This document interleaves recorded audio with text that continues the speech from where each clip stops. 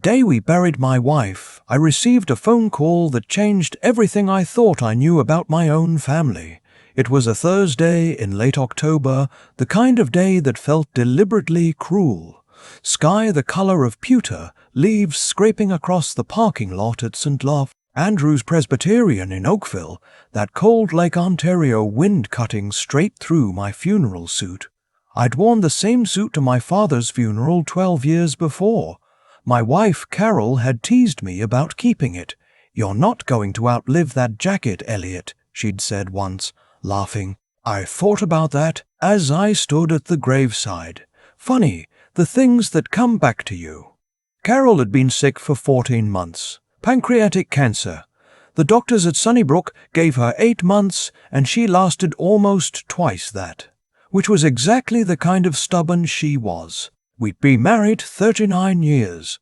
We had 2 children. Our son, Derek, 36, who lived in Mississauga with his wife Joanna, and our daughter, Sylvie, 33, who had moved back to Oakville 3 years earlier, ostensibly to help care for her mother. I say ostensibly because I understand now that the word help covered for something I was too grief-worn to see clearly. The funeral was attended by maybe 60 people. Carol had been a music teacher at a middle school in Burlington for over 2 decades. Some of her former students came, her book club, old neighbors from when we'd lived on Lakeshore. I stood and shook hands and accepted condolences and felt like I was watching myself from somewhere slightly above and to the left of my own body. Derek stood beside me most of the morning. He had Carol's quiet steadiness about him. Sylvie circulated, talking to people, managing the caterers at the reception, steering conversations. She'd always been the one who liked to be at the center of things, and I was grateful for it that day. I had nothing left for logistics. It was around 4:30 in the afternoon, after most people had gone, that my phone rang. I didn't recognize the number at first. A local area code, but not one I knew. I almost let it go to voicemail. I nearly did. But something, I still can't explain it, made me answer. "Is this Elliot?" A man's voice. Older, careful, the kind of voice that belongs to someone who chooses his words. "It is," I said. "My name is Graham Aldridge. I was Carol's lawyer. I stopped walking. I was in the hallway outside the reception room at the funeral home. I remember the carpet was burgundy with a gold pattern. I know today is impossibly difficult," he said, "and I'm deeply sorry for your loss. I debated calling. I've been debating it for 2 weeks. But Carol was very specific in her instructions, and she wanted me to contact you on the day of her funeral. Not before. She was quite firm about the timing. I said something. I don't remember what. Something like, 'What instructions?' She came to see me 14 months ago," he said, "shortly after her diagnosis. She asked me to hold a sealed letter and certain documents until today. She also asked me to tell you one thing before you come in to read them." "What is it?" There was a brief pause. "She said to tell you, don't discuss this with your children before you come to see me. Her words were, tell him to come alone and tell him why matters less than that. He simply does it." She was quite serious, Elliot. I don't say this to alarm you, but I am saying it plainly. I stood in that hallway for a long moment after I hung up. Through the door I could hear Sylvie's voice, animated, talking to someone. Derek was somewhere nearby. My family. The people I would normally turn to on a day like this. I put my phone in my pocket and went back in and said nothing. Graham Aldridge's office was in downtown Oakville, above a pharmacy on Lakeshore Road. I went the next morning. He was in his late 60s, a compact man with silver hair and a manner that reminded me of a retired school principal, someone who had delivered difficult news to enough people to have gotten very calm about it. He sat me down and put a sealed envelope on the desk and slid it across to me. "She wanted you to read this first," he said. "I'll give you as long as you need." Carol's handwriting, I knew it immediately. She wrote in a neat, slightly slanted script. Each letter deliberately formed the way she'd been taught in elementary school and never quite unlearned. My name on the front of the envelope, Elliot. Just that. I opened it. The letter was 4 pages, handwritten, dated August of the previous year. She'd written it, she explained, when she was still well enough that her hands didn't shake. She'd chosen that window deliberately. She started by telling me she loved me. She spent nearly a page on that, on specific memories.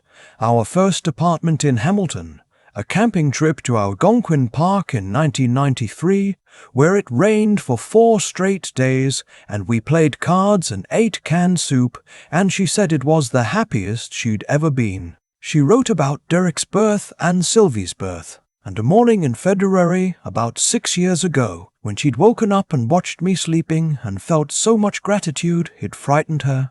Then she turned to what she needed to tell me. She had, she wrote, discovered something about Sylvie, and about Sylvie's boyfriend, a man named Troy, who had been living with Sylvie for the past 2 years in the house on Glenashan Drive, the house we bought together as a starter home and later gifted to Sylvie when we moved. Approximately 8 months before her diagnosis, so about 22 months before she died, Carol had been going through some papers at home while I was away at a fishing trip in northern Ontario.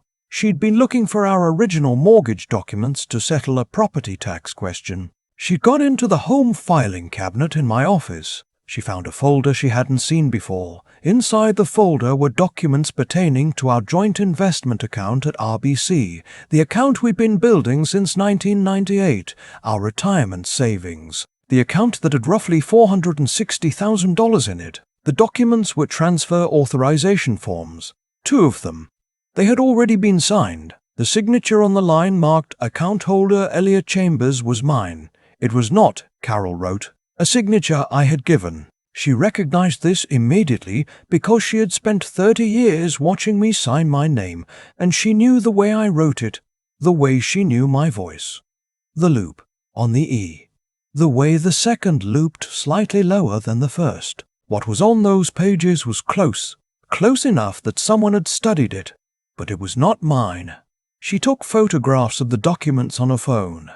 She put the folder back exactly as she'd found it. She called Graham Aldridge the following week on a Tuesday morning after she told me she was going to a yoga class. She took the photographs to him in person. Graham, she wrote, had advised her carefully. He told her what she likely had, what it would mean legally, and what the risks were of confronting this directly without proper preparation. He helped her understand that the transfer authorizations, if submitted, could redirect a significant portion of our retirement savings to a joint account held by Sylvie and Troy. Carol, at this point, did not yet know she was sick. She wrote that she had spent several weeks trying to decide what to do. She felt she could not confront Sylvie without telling me, and she felt she could not tell me without the conversation destroying something in our family, in a way she wasn't sure she had the right to do alone. She was aware this was, perhaps, not the right reasoning. She wrote that she understood I might be angry with her for waiting. Then came the diagnosis, and the calculus changed. She could not, she wrote, spend whatever time she had left fighting her own daughter in a courtroom. She knew that was a failure of courage, and she named it plainly. But she had made a choice. What she could do was protect me after she was gone, because she trusted that I, with time and steadiness, would handle it better than she could handle it sick and frightened. She had done 3 things.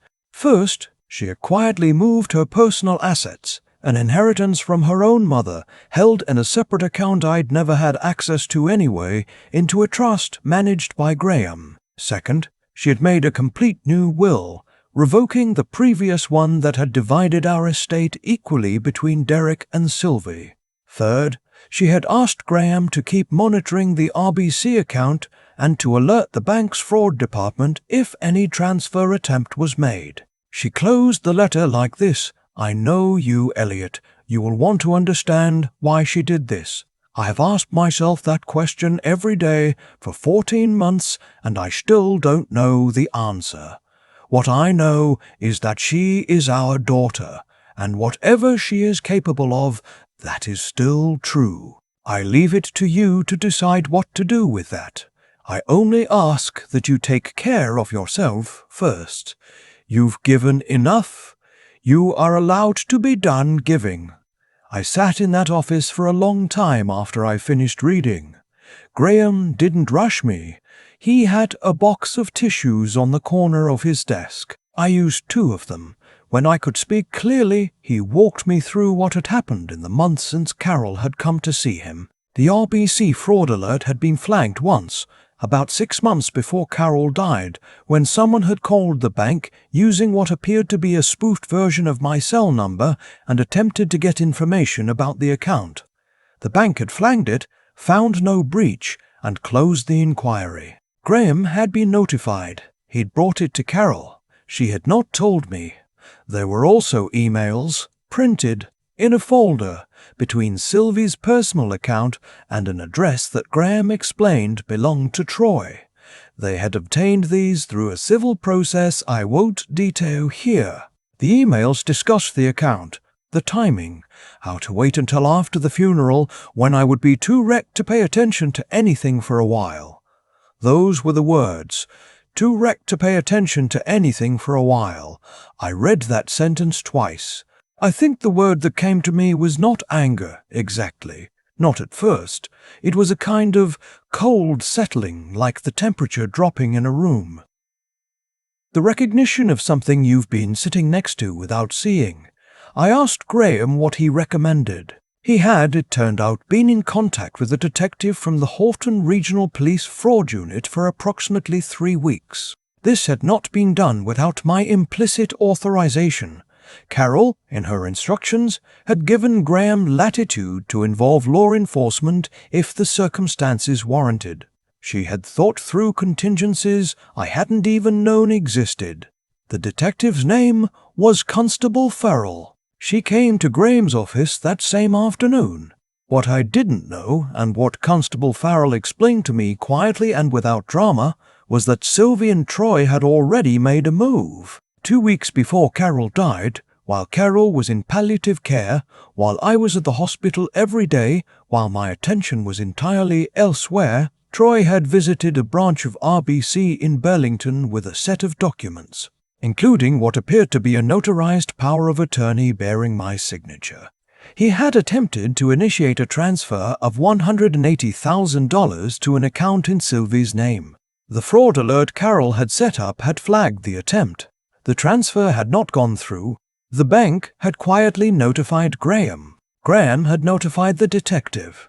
No one had notified me because Carol, specifically, had instructed Graham that if this happened while she was still alive, he was to wait until after she was gone. She did not want me dealing with this while she was dying. My wife, even at the end, was trying to protect me from too many things at once.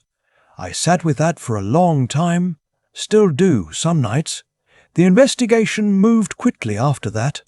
Constable Farrell was thorough and, I want to say this clearly, genuinely kind in how she kept me informed. The forged power of attorney was matched to a notary stamp that had been reported stolen from an office in Mississauga 18 months earlier.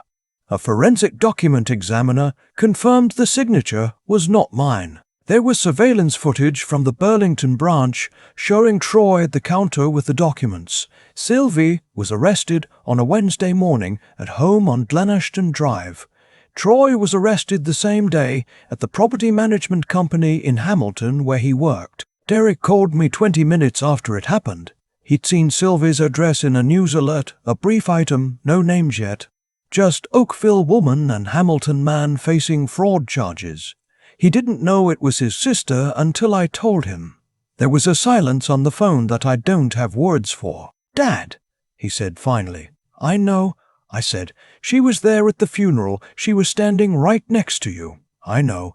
He drove over that evening. We sat in my kitchen and he didn't try to explain it or fix it. He just stayed.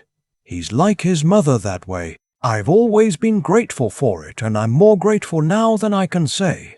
The legal process took several months. Both Sylvie and Troy entered guilty pleas. The Crown had a strong case, and the lawyers advised against trial. Sylvie received a sentence of 22 months plus 2 years of probation.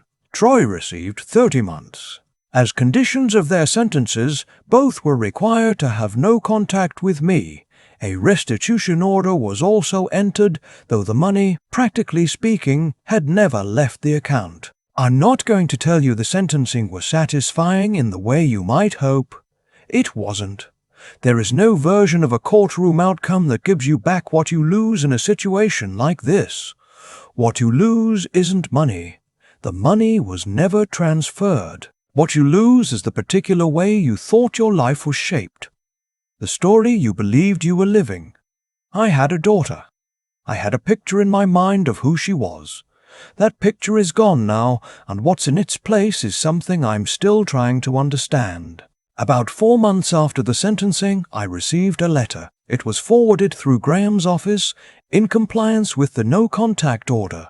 Sylvie had written to me through her probation officer's approval process.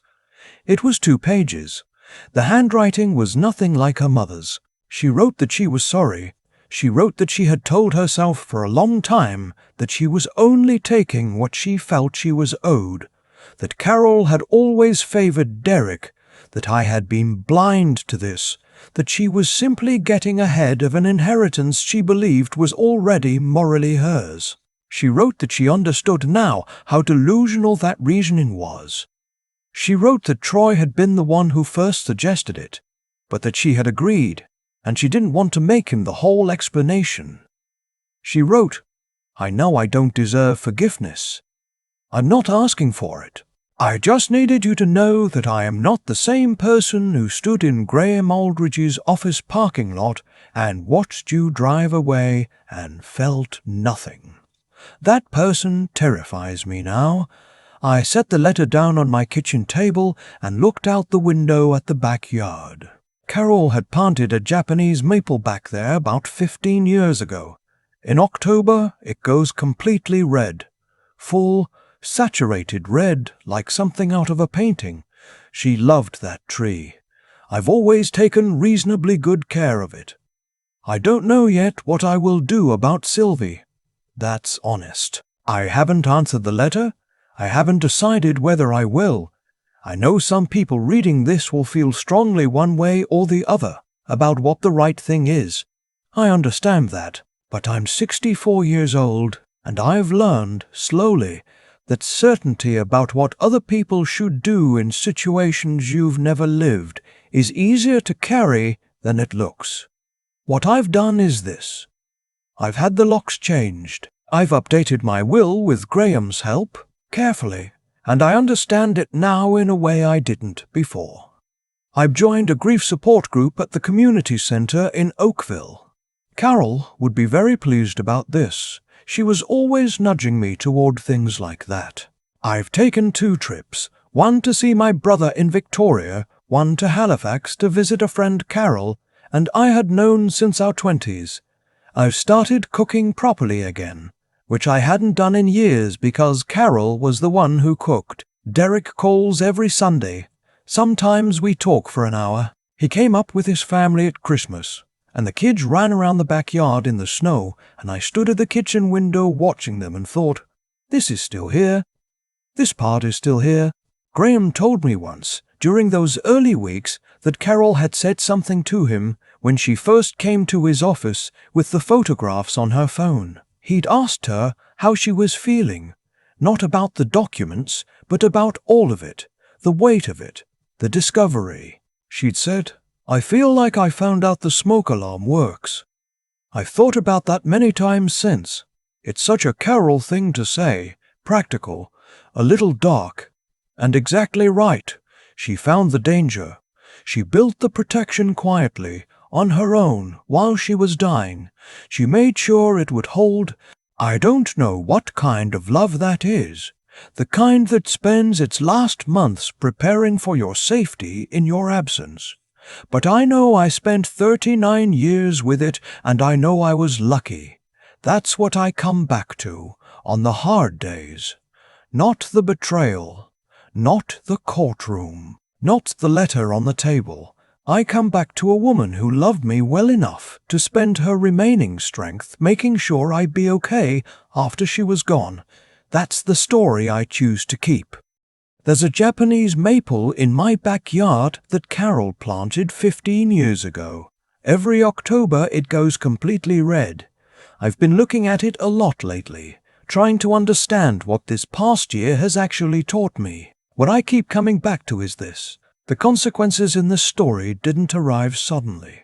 They built slowly, over months and years, shaped entirely by the choices each person made when they thought no one was watching. Troy and Sylvie didn't wake up one morning and decide to become the people they became. They made small choices, then slightly larger ones, and each choice made the next one easier to justify. That's how it works. Not with a thunderclap, but with a quiet erosion of honesty, of decency, of the basic sense that other people's lives and savings and grief deserve to be treated with care. And Carol. What Carol did was the opposite of that. When she found those forged documents, she could have panicked. She could have confronted Sylvie in anger, or buried it entirely and let the grief of her diagnosis swallow the whole thing. Instead, she thought clearly. She gathered evidence carefully. She found a lawyer she trusted. She built a structure of protection that would hold even after she was gone. That kind of clear-headedness, the ability to see a situation honestly and respond with precision rather than fear, is not something that appears out of nowhere. It's built over a lifetime of paying attention, of taking the harder path when the easier one was available, of refusing to let emotion be the only voice in the room. I think about what it cost her to carry that knowledge alone for 14 months, to sit across from Sylvie at Christmas dinner knowing what she knew, to spend her remaining energy not on rage or revenge, but on quiet, methodical protection. That takes a kind of strength that I don't have a simple word for. It's not stubbornness, it's something closer to dignity, the decision to act according to your values even when you're frightened and running out of time. I'm 64 years old. I spent most of my adult life assuming that the people closest to me were roughly who I believed them to be. This experience has adjusted that assumption without making me bitter about it. Or at least I'm trying to make sure it doesn't. What it has done is make me more deliberate. I updated my will. I understand my accounts now in a way I didn't before. I ask questions I used to wave away. Not from fear, but from the recognition that looking after yourself clearly and honestly is not selfishness. Carol understood that. She tried, in her way, to pass that understanding to me. The letter Sylvie sent acknowledged something important, that the story she told herself about what she deserved, about what was owed to her, had been a lie she'd chosen to believe. We are all capable of that. The difference is whether we have the honesty to examine the stories we're telling ourselves before they harden into something we can't walk back from. I don't know what the next chapter with Sylvie looks like. I genuinely don't. But I know what Carol would want for me. And it isn't to spend whatever years I have left closed off and guarded and small. She built protection so that I could still choose to live openly. That was the gift. I intend to try to be worthy of it.